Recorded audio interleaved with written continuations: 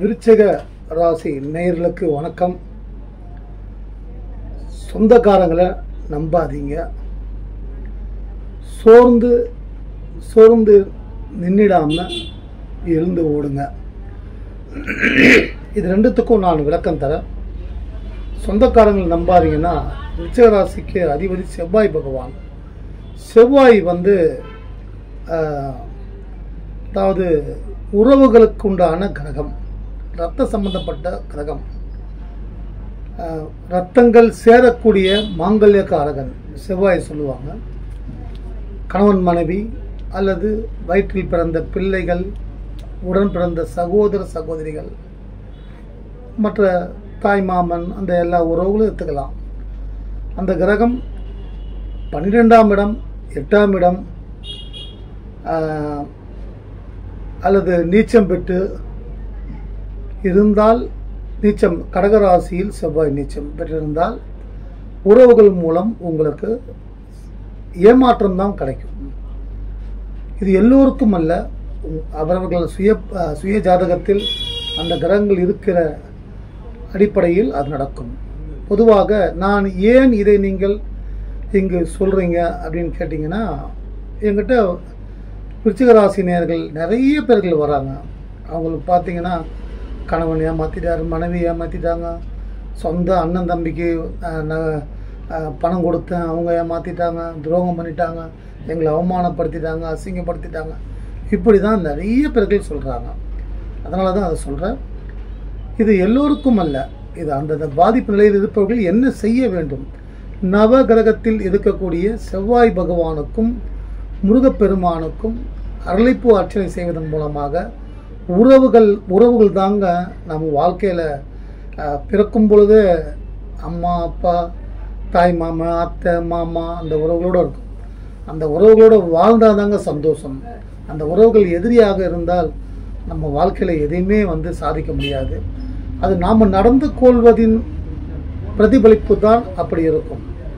நாம் எல்லோருக்கிட்டையும் அன்பாக ஒருத்தரை காயப்படுத்தணும்னு நினச்சா அங்கே நமக்கு விரோதம் உருவாகுது, அந்த உறவு நமக்கு பகையாகுது.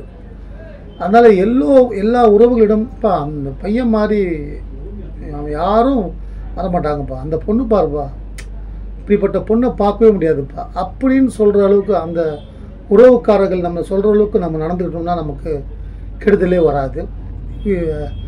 அஷ்டம குரு இந்த தருணம், 7.5 சனி. இப்போ சனி பார்த்தீங்கன்னா பூர்வ புண்ணிய ஸ்தானத்தில் சனி பகவான் அமர்ந்து உள்ளார்.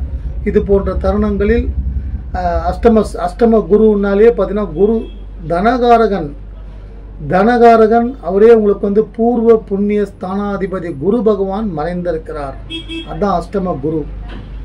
ஒரே ஒரு நல்ல விஷயம் பார்த்தீங்கன்னா, உங்களுக்கு சுகஸ்தானத்தில் குருவோட பார்வை, குடும்பஸ்தானத்தில் குருவோட பார்வை, அது நல்லது. பார்வை, இந்த இரு பார்வைகளும் உங்களுக்கு யோகங்களை கொடுக்கும். விரயஸ்தானத்தின் மீது குரு பார்வை, வீடு கட்டுறது, நிலம் வாங்கிறது போன்ற சுப விரயங்களை செய்து கொள்ளுங்கள்.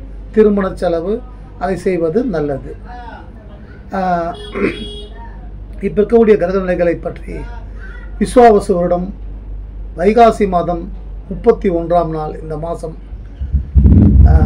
சதுர்த்தி திதி, அடுத்து பார்த்தீங்கன்னா உத்திராட நட்சத்திரம் என்று மிதுன ராசினியர்கள் உங்கள் இல்லத்தில் இருந்தால் கவனமாக இருங்கள். அவர்களுக்கு சந்திராஷ்டமம். அந்த சந்திராஷ்டமம் மிதுன ராசினியர்கள் பிள்ளைகளாக குழந்தைகளாக இருந்தால் அவர்கள் மூலம் உங்கள் நிம்மதி கெட்டுவிடும். அதனால் அவர்களிடம் பேசுவது மிக பக்குவமாக, மிக அழகான வார்த்தைகளை பயன்படுத்தி அதன் மூலம் அவர்களுக்கு நீங்கள் சந்தோஷத்தை கொடுப்பதும், அவர்கள் உங்களுக்கு பதிலுக்கு சந்தோஷத்தை கொடுப்பதும் உருவாகும். இப்போ இருக்கக்கூடிய கிரக நிலைகள், ராசிக்கு 4ஆம் இடத்தில் ராகு அமர்ந்து உள்ளார். மாணவ மாணவிகள், வெளிநாடு செல்லக்கூடிய மாணவ மாணவிகளுக்கு இது நல்ல நேரம். ராகு வெளிநாட்டு கிரகம், வேறு மொழி சேர்ந்த கிரகம், வேறு மதம், வேறு மொழி, அதாவது எப்படின்னா எடுத்துக்கலாம், அயல் நாட்டு அதெல்லாம் எடுத்துக்கலாம். அது போன்ற கிரகம் அது. ஆசைக்கு அதிபதி கிரகம் அந்த கிரகம். அந்த கிரகம் குரு பார்வை பெறுகிறது. குரு பார்வை பெறுவதால் மாணவ மாணவிகளுக்கு வெற்றி உண்டாகும். ராகுவின் அதிபதியான துர்க்கை அம்மனை வழிபடுவதன் மூலமாக உங்கள் தேவைகள் பூர்த்தியாகும். தனகாரகன் குரு மறைந்து விட்டார். அதனால் அதாவது அட்டமாதிபதி அவரே வந்து உங்களுக்கு ஆட்சி பலம் பெற்றுள்ளார். லாபஸ்தானாதிபதியும் புதன் பகவான் தான், 8 குடையவனும் குரு பகவான் தான். அவர் சொந்த வீட்டில் இருக்கார். மாணவ மாணவிகளுக்கு நவகிரகத்தில் இருக்கக்கூடிய புதன் பகவானை வழிபடுவதன் மூலமாக எந்த கெடுதலும் வராது, நன்மை நடக்கும். அடுத்து பூர்வ புண்ணியஸ்தானத்தில் சனி. உங்கள் பிள்ளைகள் மூலம் உங்களுக்கு நிம்மதி கெடாமல் இருக்க சனீஸ்வர பகவானுக்கு எல் தீபம் ஏற்றி வழிபடுங்கள். தொழில் செய்யும் இடத்தில், வியாபாரம் செய்யும் இடத்தில், நீங்கள் பணிபுரியும் இடத்தில், அரசாங்கத்திலோ தனியார் நிறுவனத்திலோ பிரச்சனைகள் வரும். உங்களுடைய ப்ரொமோஷன் வேற ஒருத்தரும் தடுத்து ஏதாவது ஒரு சொல்லி கெடுத்து விட்டுருவாங்க. அதெல்லாம் வராமல் இருக்கிறதுக்கு சனீஸ்வர பகவானுக்கு எல் தீபம் ஏற்றி வழிபடுங்கள். நல்ல மாற்றங்கள் வரும். 6ஆம் இடத்தில் சுக்கிரன், 7ல் சூரியன், 7ஆம் இடத்தில் சூரியன், 8ஆம் இடத்தில் புதன் குரு, 10ஆம் இடத்தில் செவ்வாயோடு கேது. இது இப்போது இருக்கக்கூடிய கிரகணைகள். விருச்சிக ராசினியர்கள் ஜாதகம் பொருத்தம் பார்த்து திருமணம் செய்யுங்கள், நிறைய நன்மைகள் உண்டாகும். ஜாதக பொருத்தம் பார்த்து நீங்கள் திருமணம் செய்யறதுனால குடும்ப வாழ்க்கை பிரச்சனை வராமல், டைவர்ஸ் அது போன்ற நிலை வராமல் இருக்கும்.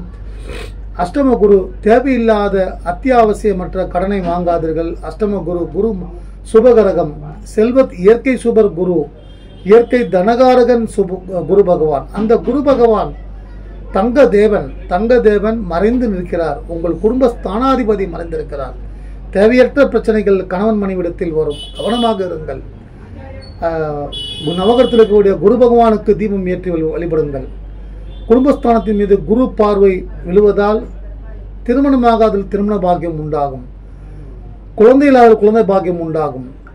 குடும்பஸ்தானம் தனம், குடும்பம், வாக்கு சொல்லுவாங்க. வேலை செய்கிற இடத்துல உங்களுக்கு வந்து பதவி உயர்வு, சம்பள உயர்வு கிடைக்கும். அதற்கு நவகிரக குரு பகவானை வழிபடுங்கள். அடுத்து பார்த்தீங்கன்னா சனி 5ஆம் இடத்துல இருக்காரு.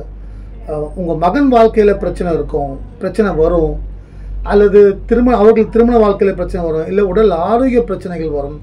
அது வராமல் இருக்க ஆஞ்சநேயர் பகவானுக்கு துளசி அர்ச்சனை செய்து வழிபடுங்கள்.